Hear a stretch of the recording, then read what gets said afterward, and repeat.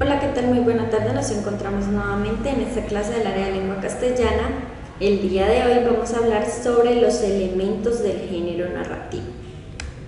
Entonces, primero que todo, debemos comprender que hay unos elementos principales de este género narrativo, los cuales son el personaje o los personajes, la trama o el argumento, la ambientación, el estilo y la temática.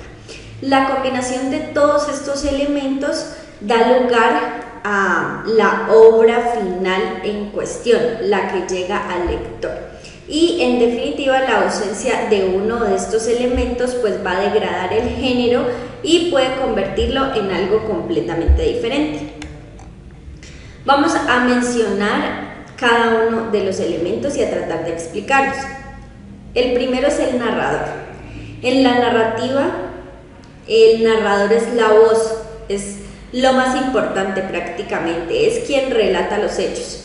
Lo puede hacer en primera persona, también puede convertirse en un protagonista o también lo puede hacer en tercera persona.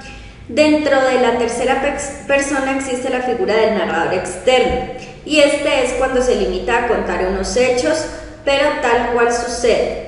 También está, o se puede llamar, narrador omnisciente, que es cuando conoce los pensamientos de los personajes. Se puede escribir como un narrador Dios, pues conoce todo en relación a los personajes y a lo que está en la historia. También el narrador es una figura elemental, sin la cual no se podría considerar una obra como narrativa. Si estamos hablando de una obra en donde no hay un narrador, pues estamos hablando simple y sencillamente de un diálogo. Segundo, los personajes. Son los sujetos que llevan a cabo la acción que está contando el narrador. Generalmente son los humanos, pero también podemos encontrar en las fábulas o en los cuentos infantiles que como personajes se pueden tomar animales o plantas y se les atribuyen cualidades humanas. En algunas novelas el número de personajes es limitado, aparece un pequeño número. Pero hay otras novelas en que los personajes son muchos más y esto se encuentra generalmente en novelas largas y en novelas complejas. Pueden haber personajes principales, secundarios y pueden haber personajes que intervienen en mayor o menor medida en la historia. Ahora vamos a hablar sobre la trama o el argumento. Esta ya es como el conjunto de todos los hechos, de todo lo que sucede de principio a fin en la obra. Constituyen en general la historia que desde un inicio el narrador empieza a contar y tiene en cuenta todo lo relacionado a los personajes y a los hechos que ocurren dentro de esa historia. Todo esto va delimitado según el criterio del autor. Existen diferentes técnicas al momento de tratar los hechos o de darle un orden a la obra.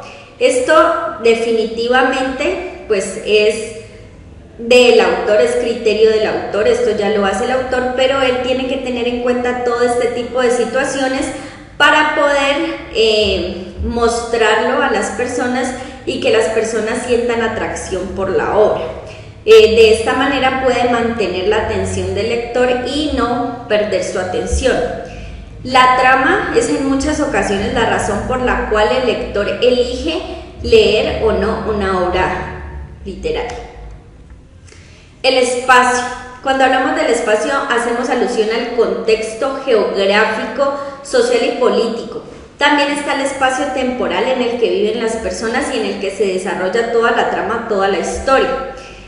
Algunas connotaciones pueden estar introducidas por el autor o pueden ser o se pueden dar de manera casual. Entonces el espacio también forma parte de lo que el autor en cierto modo quiere transmitir al lector y también puede considerarse como un elemento accesorio, pues es entendible que todo hecho o toda acción pues debe desarrollarse en un espacio y en un tiempo definido. El estilo es la señal de identidad del autor. La conforman su forma de escribir, el uso de la lengua y de los recursos de las figuras literarias.